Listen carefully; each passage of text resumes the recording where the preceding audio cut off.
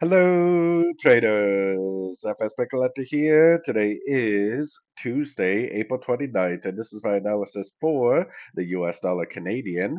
If you haven't done so yet, definitely do check out my free Discord channel, which is linked down here in the corner at the end of the video. And make sure to check out my website, fxpipcollector.com. Watch the video on the home screen to learn more. So anyways, the US dollar CAD definitely very sideways price action. Makes me think that we are almost definitely in a correction when we see this type of price action. I still, just like last week, think this is more likely an A. I think from this high right here forward is our correction, probably a wave B. And I still think there is a pretty good chance it will go up and it potentially will even break this high right here for a wave C, which potentially would be a correction to the whole move down that you really can't see unless you zoom way out or go to a higher time frame. Now, keep in mind the higher time frames are definitely still in a downtrend. So what does that mean? That means that this could push up to like the 78%, 61%, make like a double top and just keep on trending down.